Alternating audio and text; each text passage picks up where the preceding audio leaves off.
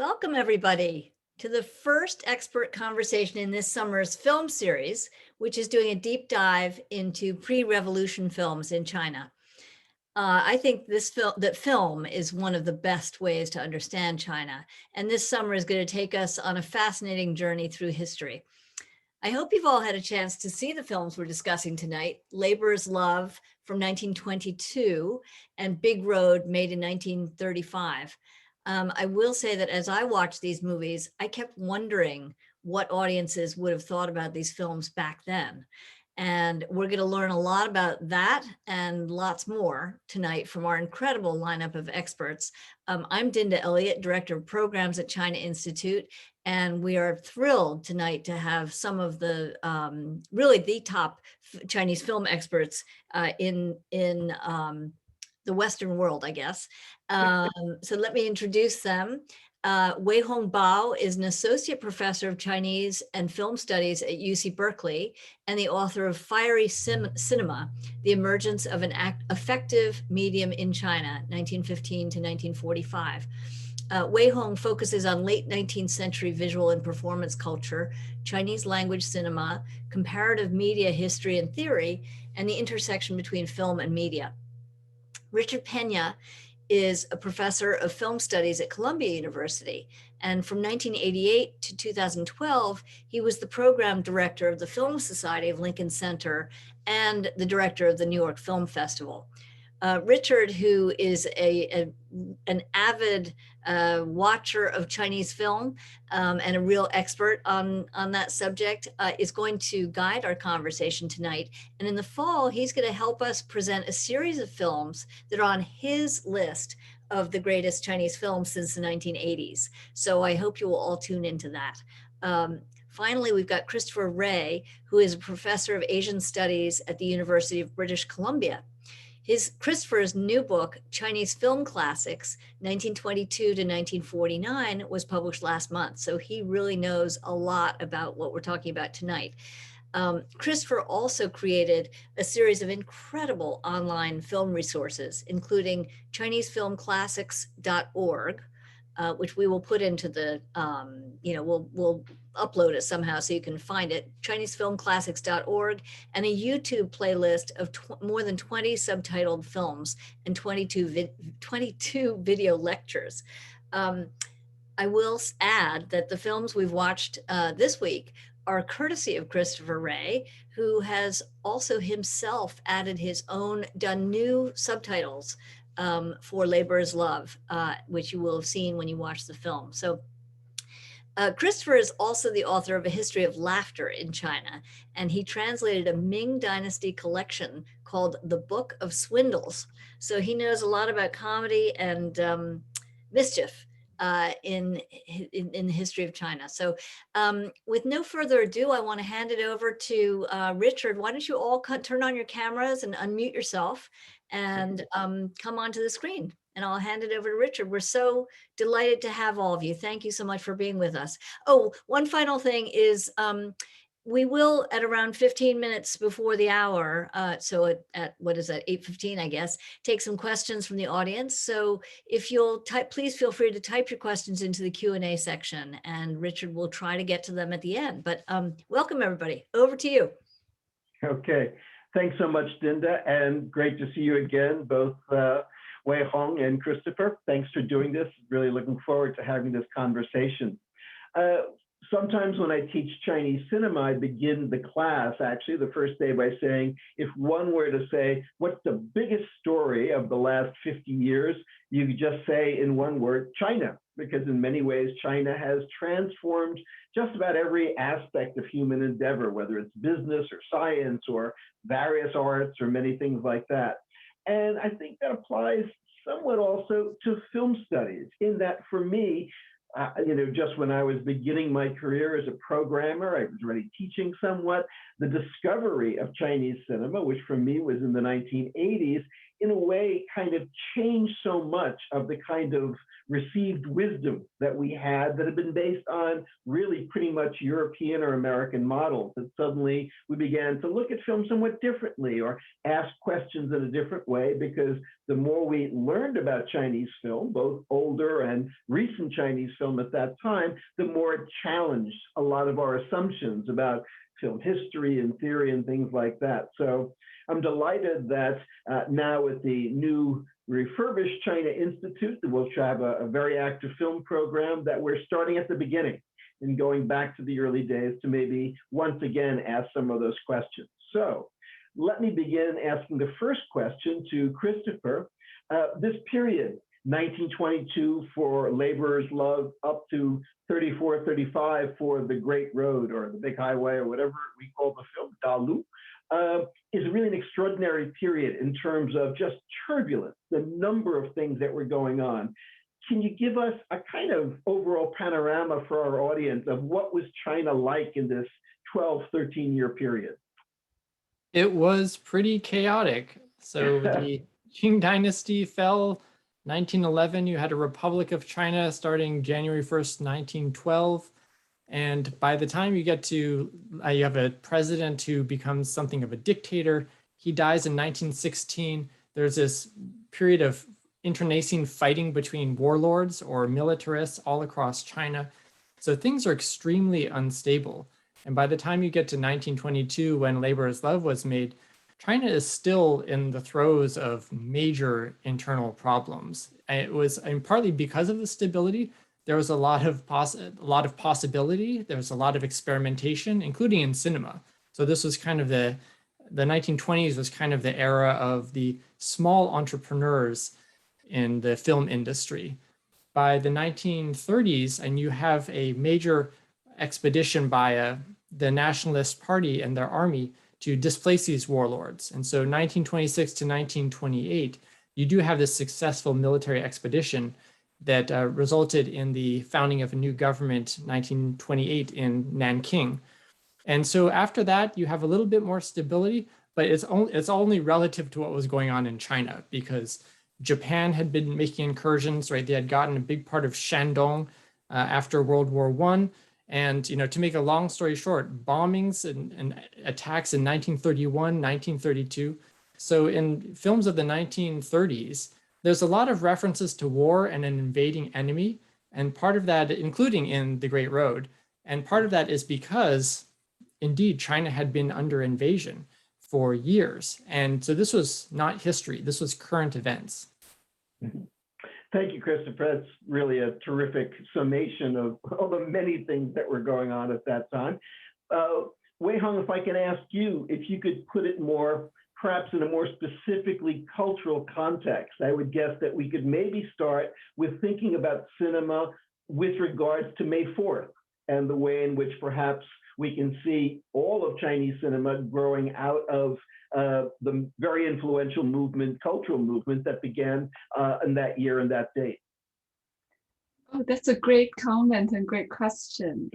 Thank you, Richard. Yeah, it's May 4th, of course, is very important. It started in 1919, and actually the big political events happened on May the 4th, and that's why that's the name, where the name comes from, and really becomes the marker of the modern China, which has to do with the notion of democracy and science. So this dual interest in moving China forward to embrace basically Western notions of science and democracy was very much imbricated in the cultural scene.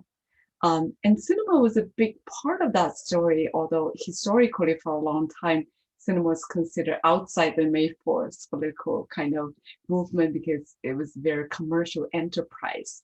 So it's very interesting to think about cinema as something that intersected historically with this new Enlightenment movement, but at the same time had some tension with it.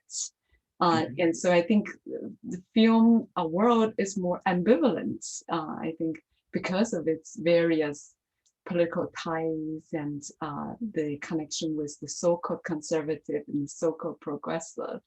and also at the same time, different kind of people who are part of that scenario. So basically, just to make the long story short, I think to parallel the time span that Chris just laid out in the 1920s, which is really the beginning of where the films that we are seeing.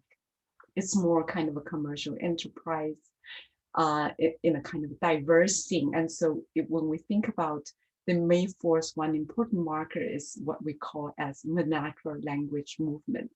It's a language movement to make Chinese language more modern. And at the same time, we do have this kind of a popular literary movement, which is usually called the Mandarin and butterfly literary movement, right? So this is all popular literature. And so 1920s cinema, which was much closer to the Mandarin and butterfly kind of popular literary movement than the orthodox May 4th kind of vernacular language movement. So I think that already complicates this thing. And when we move to the 1930s, especially after the Japanese bombing in 1931, and so in the taking over of Manchuria, there's a very strong left turning of the whole cultural scene, and film also participated in that. So 1930s cultural horizon is quite different. But I think, Richard, you really put your finger on something very important to think about: cinema's broad relationship with the May 4th tradition. Something you mentioned, Weihong, which is something that interests me very much, is when we think of the beginning of sound cinema at the late 1920s, one of the effects was to really, in many ways, jumpstart many cinemas around the world. I mean, the Mexican cinema, the Argentine cinema, the Egyptian cinema, the Turkish cinema, they all had silent films, but they really began as an industry and arguably as an art form, really with the coming of sound. Do you think it was that addition of the sound of Chinese, or as you just said, natural language, that really kind of gave a push for cinema to become really now a kind of more accepted art? It's hard to, I think it's really hard to use sound as a kind of a marker of the level of artistic achievement, because many silent era filmmakers actually refused to step into sound era because they felt that silent cinema already achieved the epitome of film. And of course, sound is a very new dimension of cinema that poses so much challenge. But what's interesting, I think, about when we think about world cinema, the dimension of sound really brings into the question of national language. So sound cinema very much parallels the notion of national cinema, because in a way, in the case of Chinese cinema, sound cinema has a lot to do with the use of Mandarin as the national language, and sound cinema helped promoting that. At the same time, the question of sound cinema is also a very complex one in the case of China, just as in Japan and Russia and many other countries. I think in the US, we can say around 1927, right? The jazz singer is the marker. There's a kind of conversion to total sound cinema. Whereas in many other international contexts, because of, I think, economic conditions, that hurdle was actually very difficult to cross. So the films that you saw for today, for example, The Big Road, was a partial sound film, right? So there are a lot of kind of a hybrid products. That's also very interesting to consider. Another dimension to consider is to think about, in the silent era, there's a very strong interest to think about cinema itself that can transcend language, right? So there's a notion of cinema itself as a kind of international language, as a hieroglyph or as Esperanto. But when we come to sound cinema, we really have to address the question of national language. So that does make it very interesting. And aesthetically, I do think having that dimension of sound really enrich cinema and enriches so many experimental possibilities. No, that's true. You make a great point, of course, about the Great Road being really a kind of hybrid. And it's interesting that that kind of hybridity existed both in Chinese and actually in Japanese cinema. It's interesting if you see Japanese cinema, there are directors who make a sound film, then they go back to making a silent film, and then they make a sound film again. So there was a little more of a coexistence between those cinemas, whereas in the US and throughout the West, really, once you got the sound cinema, a curtain came down, there was no more silent cinema, and that was it. Speaking of language, though, I'm wondering if since both of you are Chinese speakers, what about the language of a film like The Great Highway or the other films of the 30s? Was there debate about what kind of Chinese to use? And was that a problem if they wanted the films to be seen nationally? And there was definitely an effort to promote Mandarin through cinema and through the gramophone industry.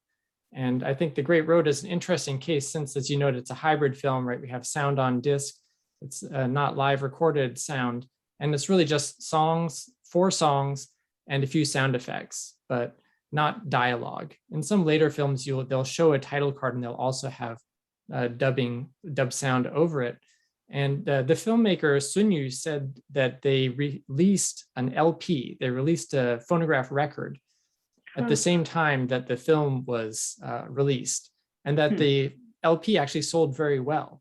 It was quite profitable. So there was a commercial aspect to this, even though you look at this story, it's a bit of a mix, right? You have this patriotic, national construction narrative.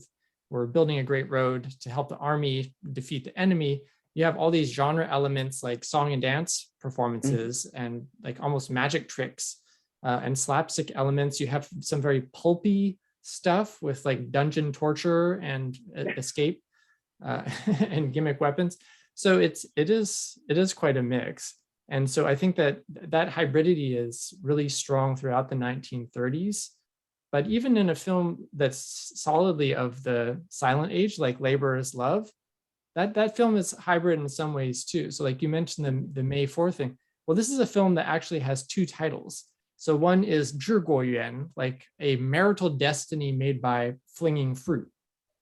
And yuan, the notion of like fate or predestined romance, is very traditional in some ways. But like labor, 劳工之爱情, like both of those terms are kind of new neologisms or buzzwords. And you also have a story of someone who's really working for his love. Like he really earns it by with his carpentry skills. And so it's almost like the film is pulling in 2 directions just from its very title. So that's kind of a linguistic issue, even in this silent film. Not to mention that there's also that element of you have Chinese and English in the intertitles. So there's also this international market that the filmmakers were very aware of. And you see that actually in a lot of 1920s films too. Yeah, Weihong, do you want to add anything to that discussion? Yeah, just to add to that, I think there's a lot of issue with the language. And so in the 30s, later in the 30s, the national government actually banned Cantonese language film. So there's quite a bit of tension. And also, I think it marks the fate of some of the actors and actresses, right? For example, Ran Yu, who was a big silent film star, but because she spoke Cantonese, she was not able to transition to sound cinema. And also she committed suicide later on. But in comparison, Hu Die, who was considered the queen of Chinese cinema, had a much longer career because she spoke perfect Mandarin. So I think one's linguistic ability also, I think, had to do with their stardom because of the national language policy. Weihong, also when we're speaking now of hybridity, is there a relationship? Christopher mentioned something I found fascinating, that they actually released a record of the Great Road that I guess one could listen to for the songs and whatever. Was there a lot of interplay between the Chinese recording industry, radio, or other arts at that time?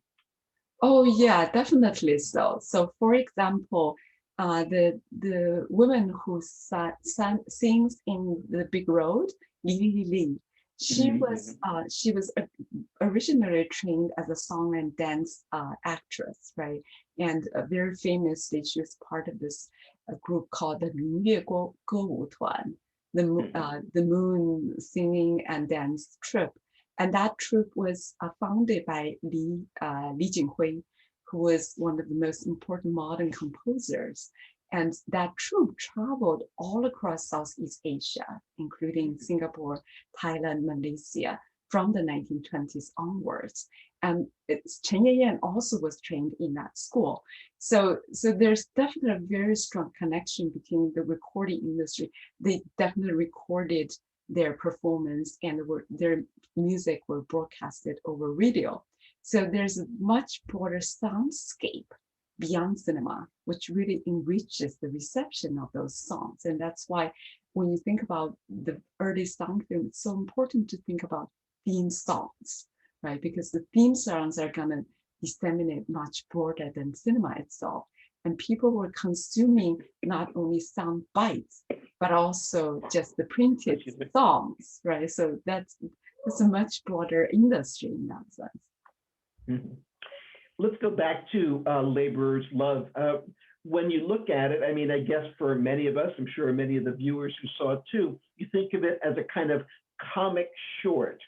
Did that kind of form exist in some way within Chinese culture at that time? Where, for example, I would think of that as almost like a short from a vaudeville show or something like that, that kind of comic. And of course, that passed directly to the cinema with people like Keaton and Chaplin and many others.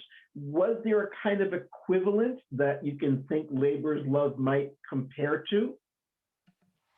And certainly in Chinese opera, you have a tradition. Yes, you can watch the whole 9-hour drama, or you can have the greatest hits. Right. Which is how it's normally presented, I think, at least nowadays. Yeah. And so that was not just for export. Sometimes people think, they're just sending like the best of the best abroad, for the watered down version or the selection. But no, actually in China, you had the same thing. And in 1922, this film may not be primarily screened in a cinema, like a 1,000-seat or 500-seat cinema. It may be screened in a tea house. It may be screened in some kind of pre-existing infrastructure where people would gather for entertainment. And it might be just one part of a broader variety program. So yeah, you might have. Like it was in the West. I mean, that happened very frequently in the US and in other cultures where you'd have singers, dancers, musicians, and now come the films, and then they would show, some films.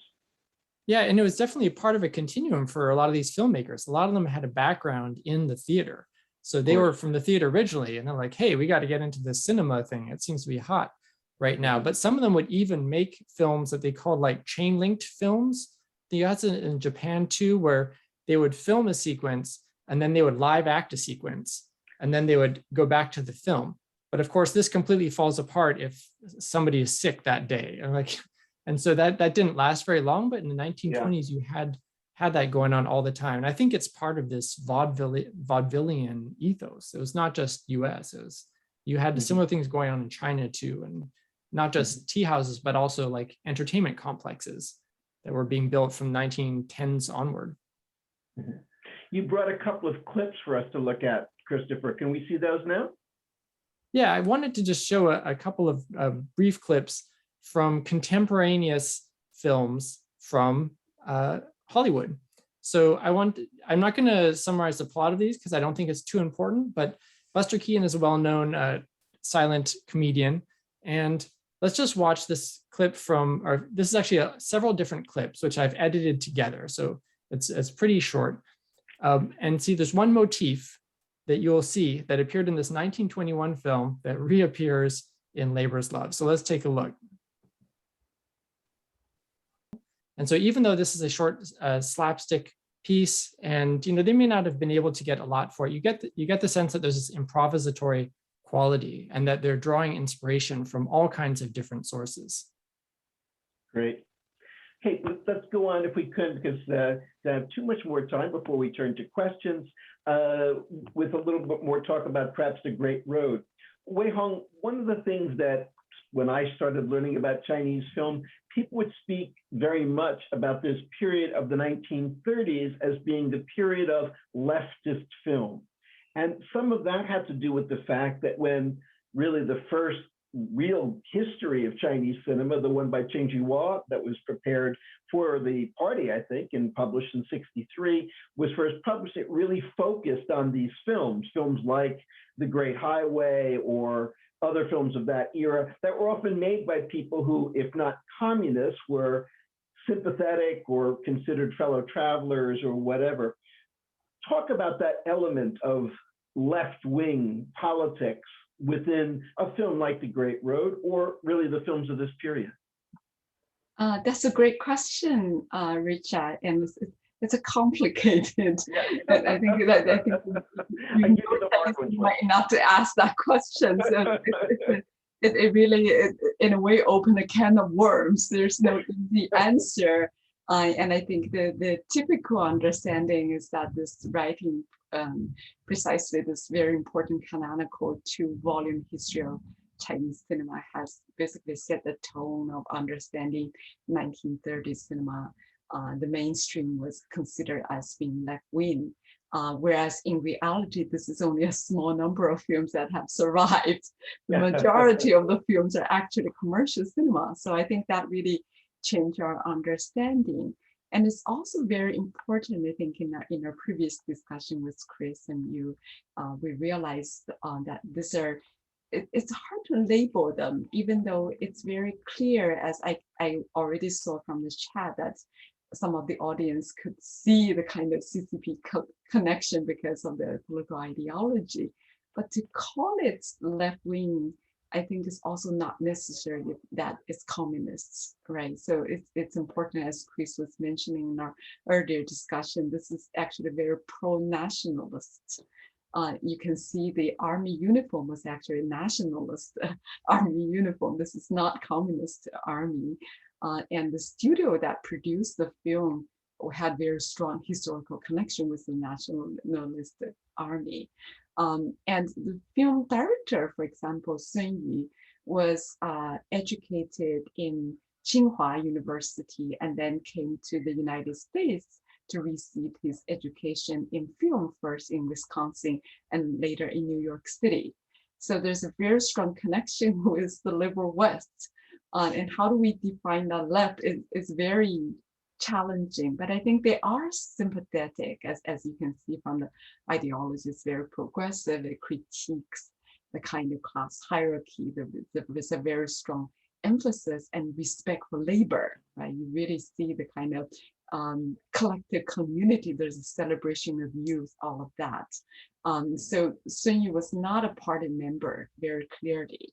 But I think there's the kind of progressive political ideology that's associated with this film, as well as a number of films, as you can see in the Street Angel that Chris is going to introduce very soon, and other films. So I think the left-wing film legacy cannot be neglected, but it should be understood with the understanding that there's a much broader context of filmmaking and film consumption that's really rooted in the commercial film cinema. And there are a lot of much broader kind of horizon of film production that is not included in this very narrow view of Chinese cinema in the 30s being left-wing, and more specifically being associated with the Communist Party. Right. I mean, what is... Could you talk a little bit about, sorry, excuse me, I was just going to say, if I could ask you to talk a little bit about, you know, for me, one of the most remarkable sequences, which is, of course, the one when Lily Lee sings the song of Old Fun Young. And there we see images there of tanks and people invading villages, and of course, of the flood and whatever. What would have been the context for that, and how might that have been received by a Shanghai audience? I think that they would receive it in a few ways. And part of it is as documentary. So there was an actual catastrophic flood in the early 1930s that affected millions of people. And the suggestion, historians believe that some of the footage from that of flooded villages was actual footage from the recent events. There are also, staged shots of China, heroic Chinese troops resisting the invaders and fleeing villagers that were shot on a studio set. And there are many such montages there, but they're alluding, again, I believe, to recent conflicts and the invasion of China by Japan, particularly in the Northeast. And this was still front of mind in 1934 when this film was made.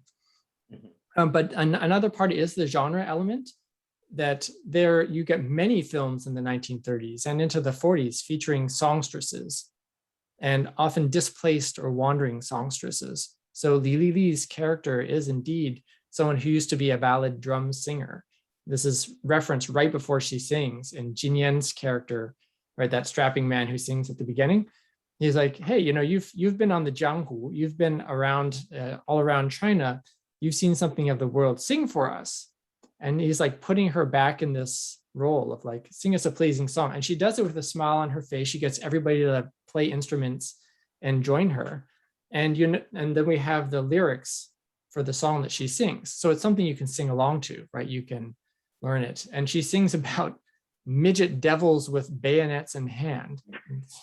Who does that refer to?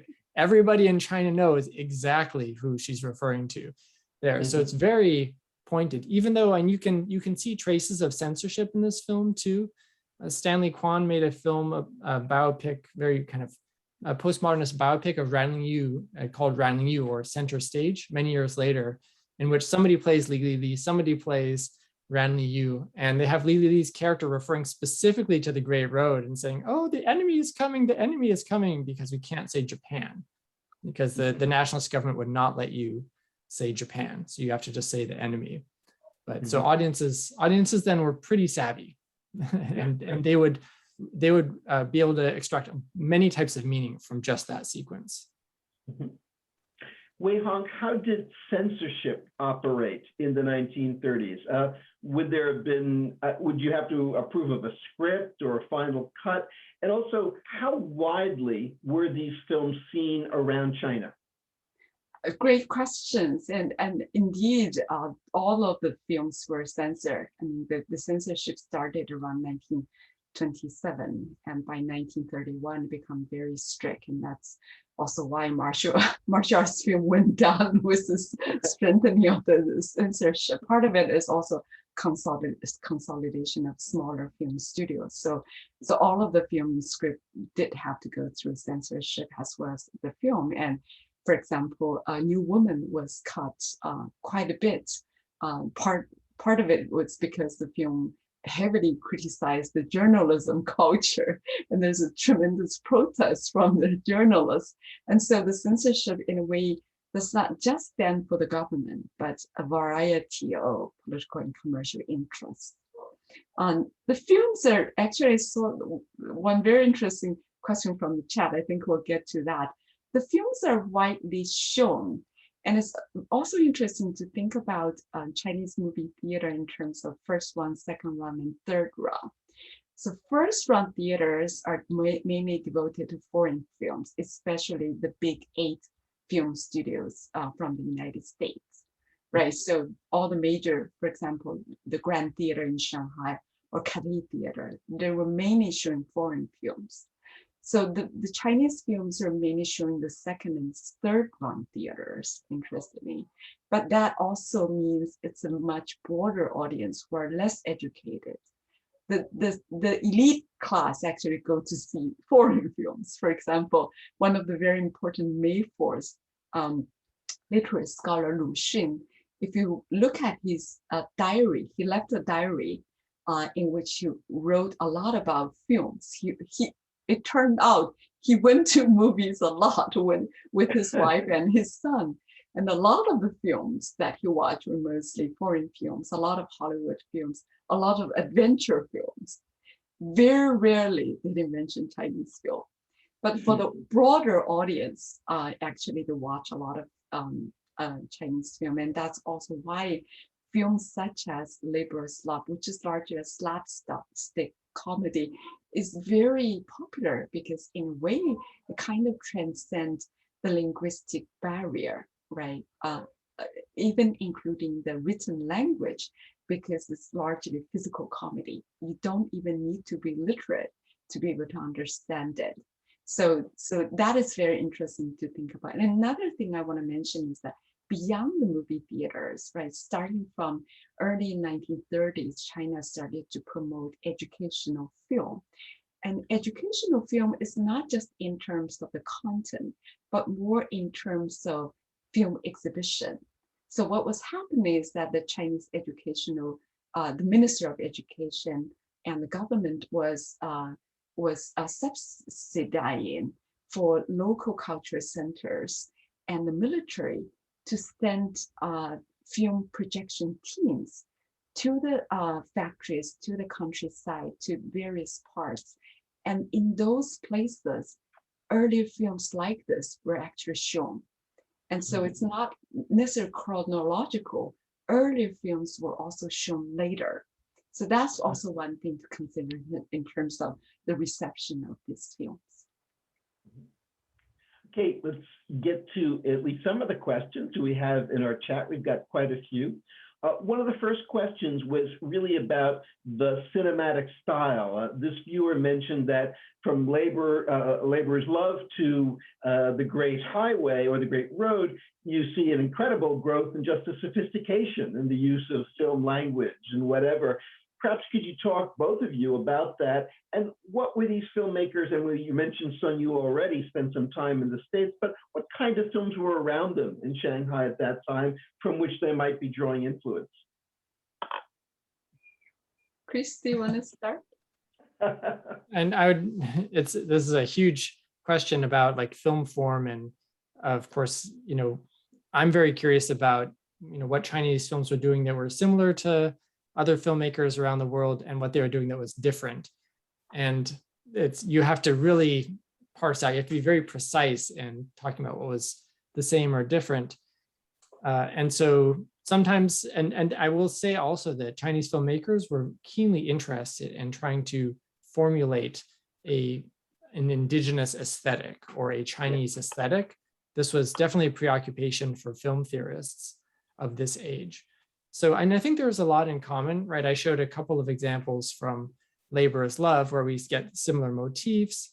I would say that some things are different, and often part of it comes down to language. So even in silent films, you will get linguistic puns represented that only work in Chinese. Like there's not the same association in English. So splitting the melon in Chinese, right, is a kind of a sex joke. And that's the very first thing that Carpenter Zheng does when we see him on screen. And but there are, I think, other things you could look at as well. So I'm not sure how common it was in Hollywood films of that time period to have the lyrics appear on screen during a musical number. So you had some formal elements that became standardized in China to a greater degree than in some other cinemas. And trying to parse out like what was the push and pull or what were the forces shaping this can be quite difficult, especially when you consider that, like in the 1920s, a lot of film companies either made money or didn't based on whether or not they could sell a print to Southeast Asia.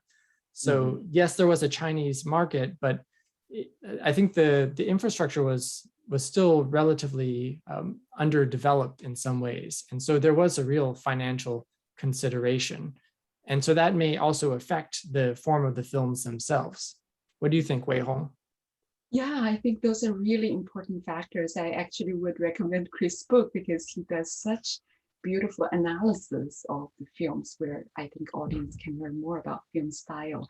I just want to quickly add, I think it's really important, and I think it's great to see those two films together to see the difference in terms of cinematic style that are kind of epochal, right? In a way, the first one is from early 1920s that still has the residue of what we usually understood as early cinema. In the American context, early cinema are before 1913, right? This is before narrative integration, and people talk about it. A very great, important film scholar, Tom Gunning, described it as cinema of attraction. So, and you can see a lot of elements in the Labor's Love in terms of almost like an exhibitionist mode, right? So it's not about hiding the audience as if you're a voyeur, but the audience is being acknowledged. There's a kind of direct interaction with the audience, and a lot of it is about directly provoking the laughter and almost breaking the narrative to some extent. Narrative is not as well integrated. So whereas when you look at films such as Big Road, definitely narrative is quite seamless, right? The spectator is no longer part of the film. You're being invisibly watching the film unfold seamlessly.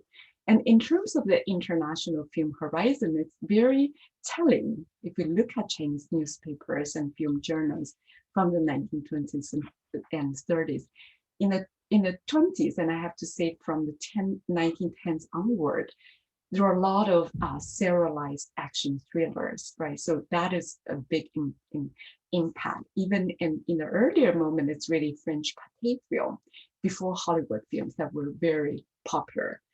And so you definitely see the impact in early films like Labor's Love.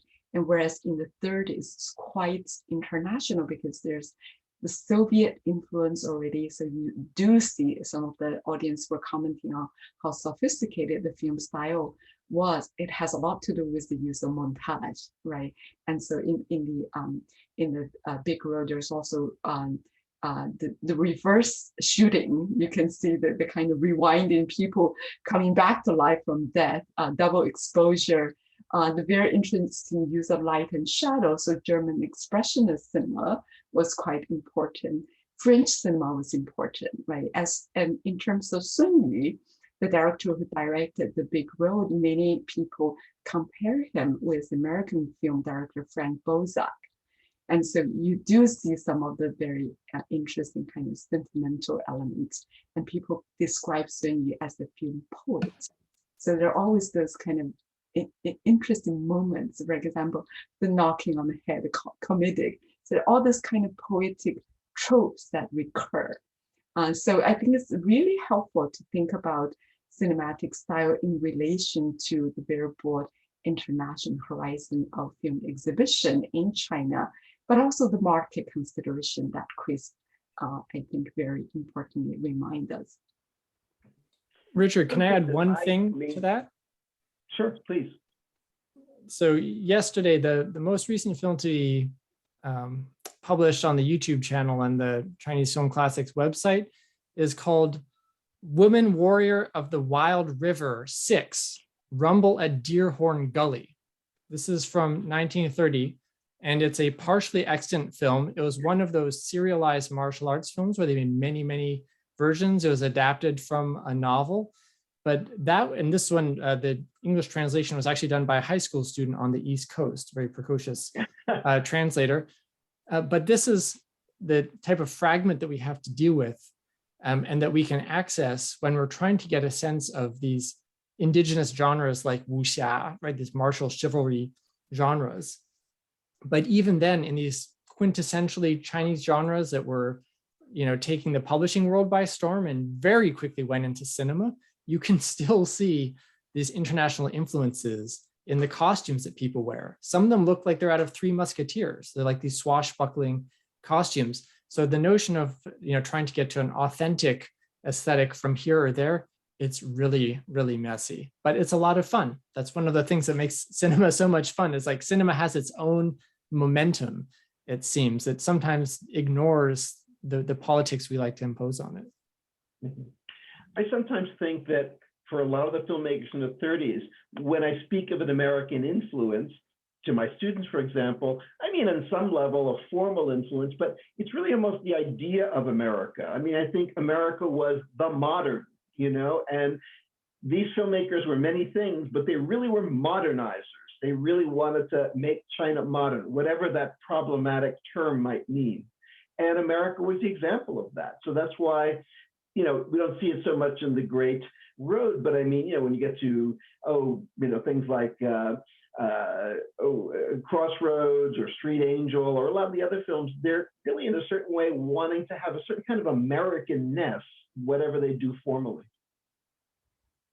Yeah, and it's not just China, this notion of Americanism, right? And that was what fascinated for example, German filmmakers and the great Frankfurt School scholars such as Krakauer and Benjamin were equally fascinated by America, because America stand for something that is fresh, that is not like Europe, the old continental Europe, and something that's less constrained. And even in films such as Big Road, you see the element, right? Li kissing Chen Ye and the two female filmmakers, and she was dragging her to the top of the cliff to basically watch the male swimming in nude.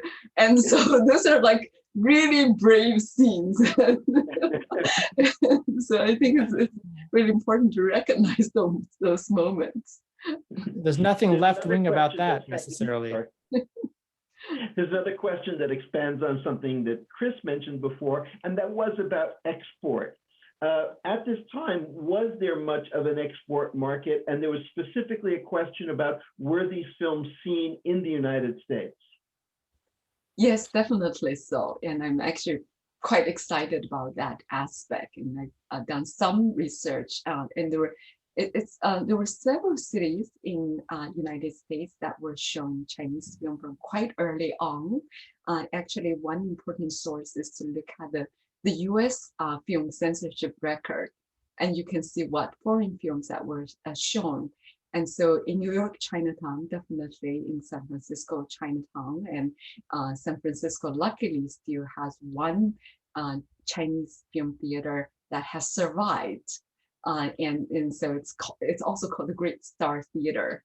We're actually trying to revive that theater. So it's got a very interesting history from 1920s onward. And there's record of films being shown. There was also a local newspaper that discussed those films, and you can see advertisement.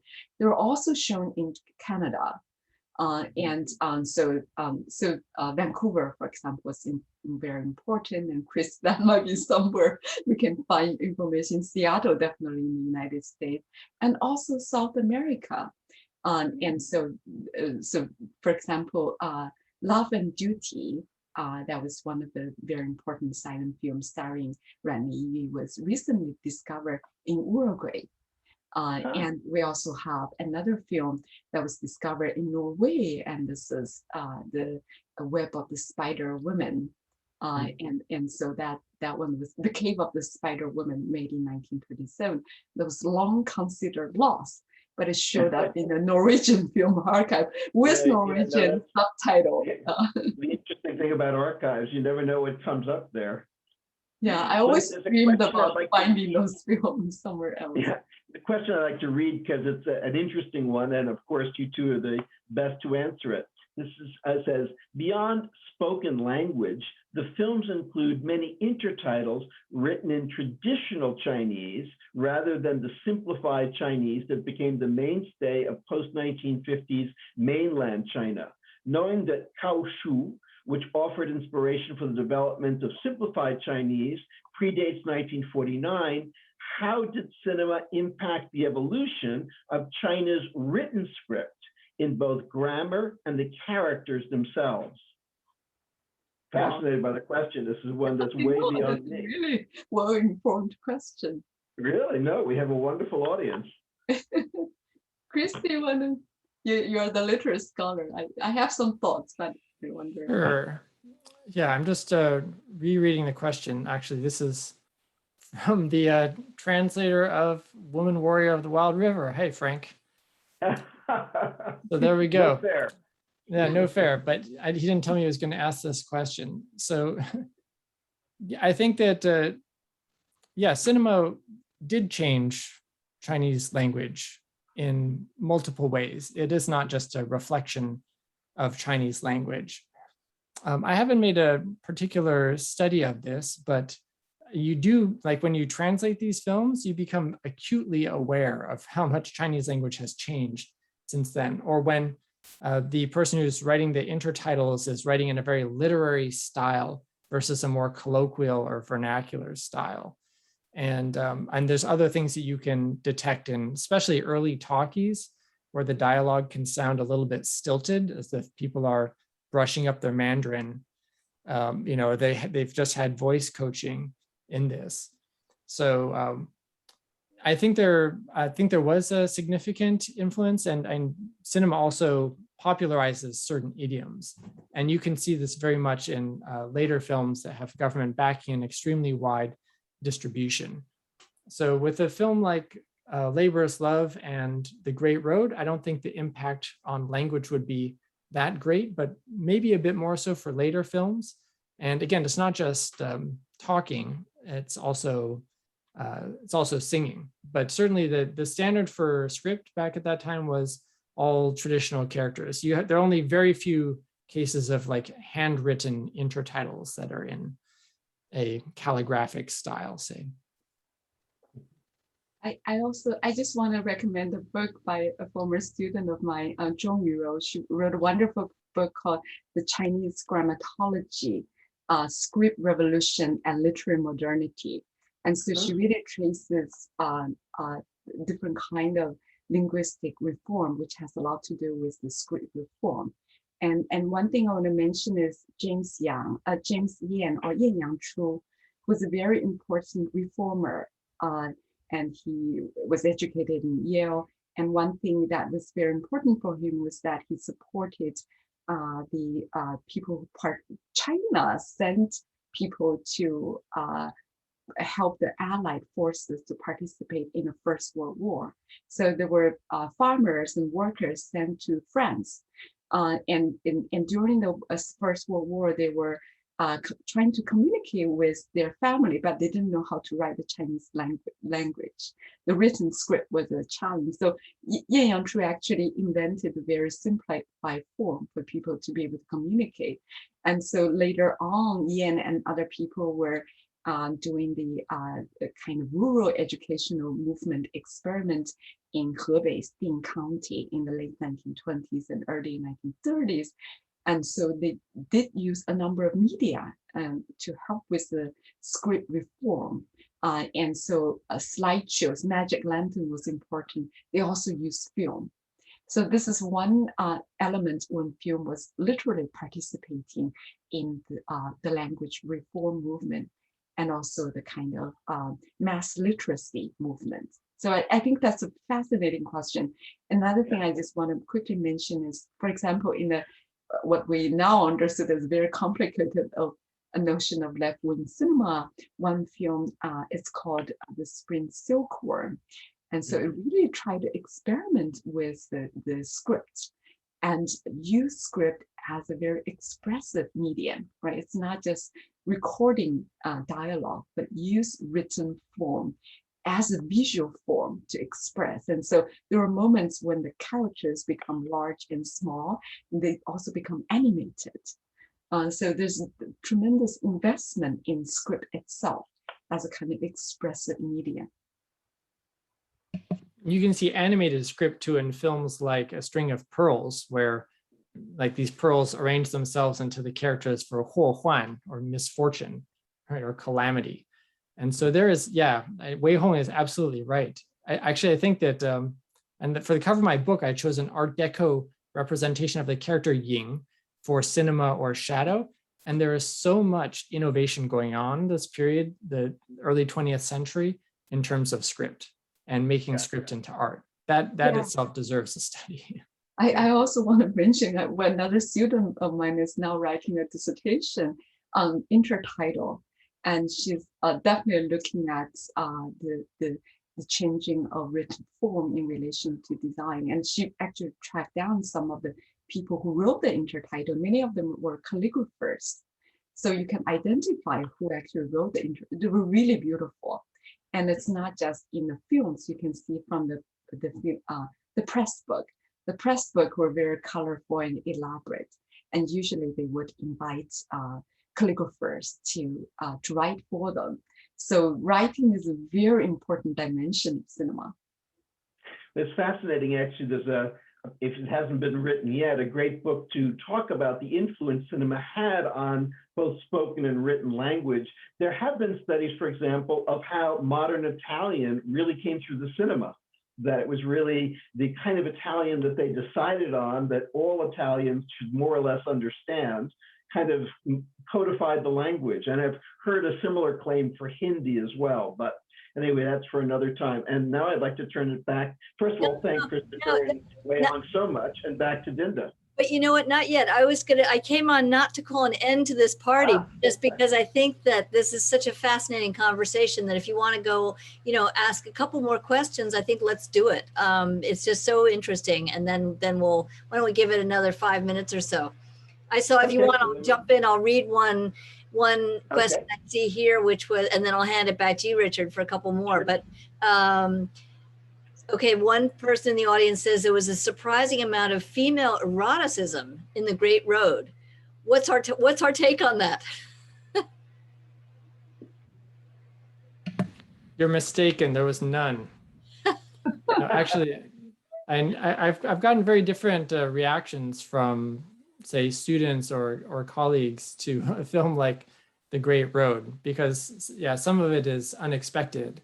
And is this homoerotic or just homosocial, right? Some people insist that this is just homosocial, right? Is this for the men in the audience, for the women in the audience? Like, what kind of gender politics do you want to read out of that? So I'm open to different theories, but I do think it's an extraordinary example, like following on that sequence where we have these two women talking about the men that they love while cuddling each other. And then they go and watch these men bathe naked in the river. And then they have a melon orgy up on the hillside. And I mentioned that melon sex symbolism thing. And it's like these manly men, like literally ripping apart a gigantic melon. So I feel like there's stuff going on in this sequence that is not left wing, not right wing. It's maybe it's Sun-Yu's personal interests, but we see this in many different films. There's a great book by Sang Zilan called The Emerging Lesbian, if you're interested in not just cinema, in which you do have later films with cross-dressing, women dressing up as men and then falling in love with each other. I wish that film survived, but it doesn't. This is part of the culture. This is not a one-off thing either, that there was a lot of interest in gender politics and the possibilities and how they're changing. And so there's so many films called like Three Modern Women, or New Women, or women, women, women. Like, we are obsessed with women in 1930s Chinese cinema, that they are central to most of the stories. Some of that might be because I think women were seen as kind of markers of modernity, that in a way, the progress that women had made was symbolic of the progress for all of society. Goddess is pretty much built on that principle. Weihong? Yeah, very much so. And Goddess is such a, in a way, controversial film, even from today's point of view, right? On the one hand, it's really about the prostitute, but the prostitute is also saint because she is such a good mother. So it's a very kind of complex film. It's both Confucian and modern. So that kind of very complicated, depiction. And women really embody this complexity. One of the things I love about China Institute programs is that we bring in amazing audiences. So not only do we have Frank Zhou, who, as you were saying, was the translator of Woman Warrior, but we've got Jeffrey Tao, who's a leading translator at the United Nations. And he's asking, in Labor is Love, characters seem to be portrayed as being without any moral compass. Kids help themselves to fruit at the vendor. The carpenter removes steps in a ladder to cause injuries to benefit the doctor whose daughter he wishes to marry. Can you please comment on the lack of moral compass?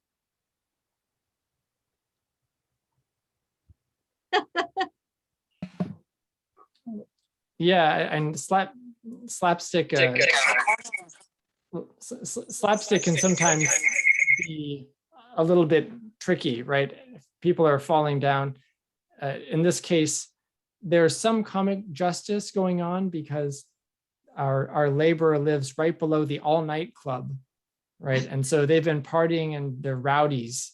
And so they would be kind of liumang types. And I think audiences would be prejudiced against them, and they're bullies and they pick on women and stuff. So no problem if they get hurt. The kids one is funny. I mean, children and animals is the truism. And I get the sense that these were like neighborhood kids brought on set. There's that cute, cute boy who bursts into tears when he gets the fruit taken away from him at the end.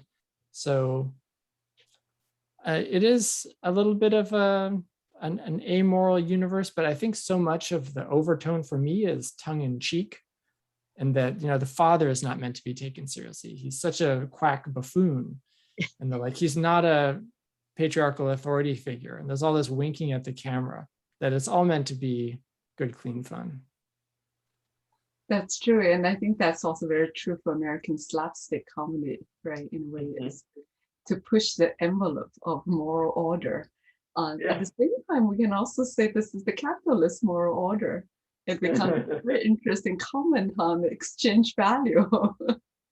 Well, there is something carnivalesque about it, the idea of turning the world upside down, that suddenly all the old relationships no longer make any sense. And maybe that also is something the film is saying, that in this modern world, getting ahead is really the sort of message, and how you do it doesn't particularly matter.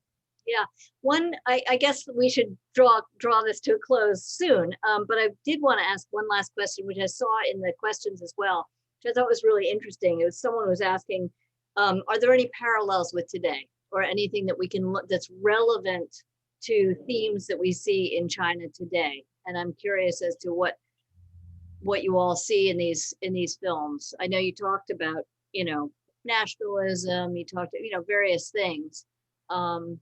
Can you make any comments on that?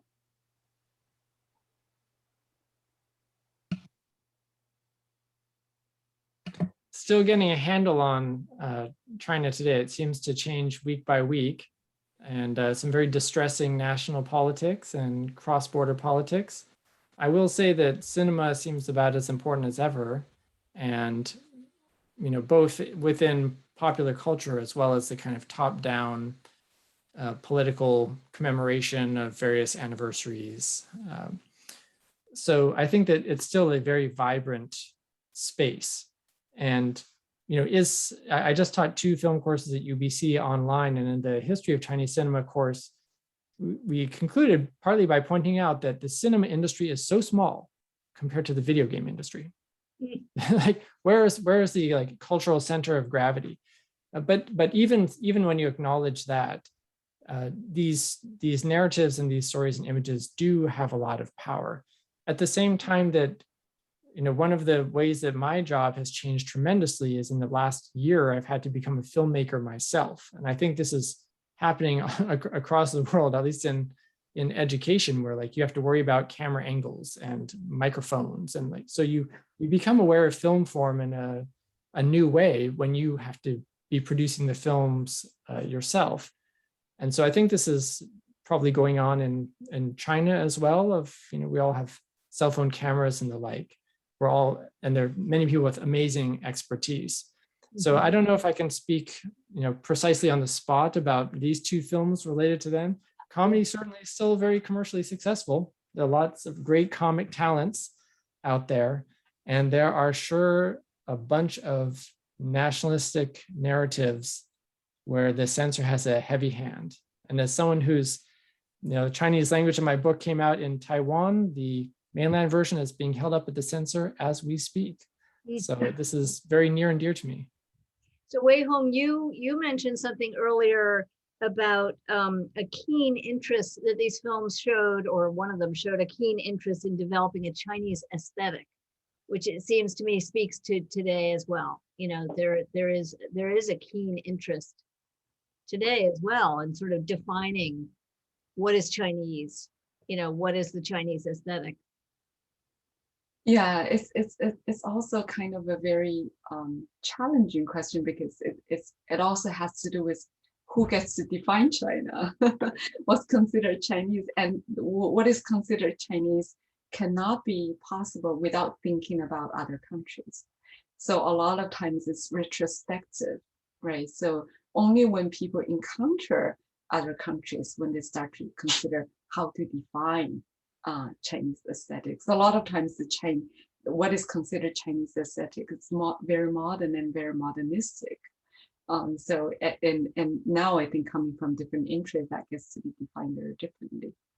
I do want to mention that when I showed this films in my undergraduate class, they were just astonished at how innovative those films are, how experimental.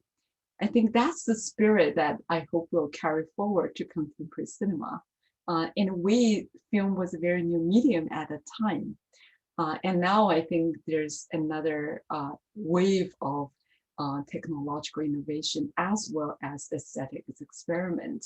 And people are much more exposed to the broader world. So it will be very interesting to see what new forms come out. Richard, why do you think, what do you think about why these films are still fun to watch today? Well, I just think they're very good films. But one of the things that struck me, we didn't really get to talk about it, is this really was a period when, as Professor Li Wufang talks about in his book, we almost should talk about more of a Shanghai cinema than a Chinese cinema, because these films were so centered around that phenomenon that was and is Shanghai. And actually, one of the things that I love about, you could say, contemporary Chinese film, I mean, my two favorite Chinese films in recent years were Kylie Blues and An Elephant Sitting Still. And, you know, these are done in really parts of China I at least have never really seen on film. And I think that's something that's really great. It goes into what Weihong was saying, what's Chinese? You know, is it somewhere among the Miao people? Is it in these kind of really forlorn industrial cities? That to me is really a challenge about who gets to decide what is Chinese. Wow, I just want to thank you all for this incredible walk through cultural history. What a tour de force that was. You know, I would just I loved what you said about these filmmakers as modernizers. I think that's a really, you know, moving point, and the idea of, and also Christopher, what you said is that film cinema sometimes just ignores politics. I love it. Sometimes it's just funny. So I want to, time is up, unfortunately, but I just want to thank you all so much. You are all so brilliant and bring such different perspectives to the conversation. For the audience, these four people over the next, I guess, these three people over the next 3 weeks are going to each of them be talking about an individual film that also dates from the 30s, 40s. And I hope so much that you will tune in, because you can see that it is not just talking about film, it's talking about life, history, culture, and you know, these are just incredibly brilliant speakers. So please tune in again next week and the week after and the week after. And in the fall, we can't wait to start the new series with Richard Peña about sort of the greatest films in, you know, since the 1980s. So thank you all so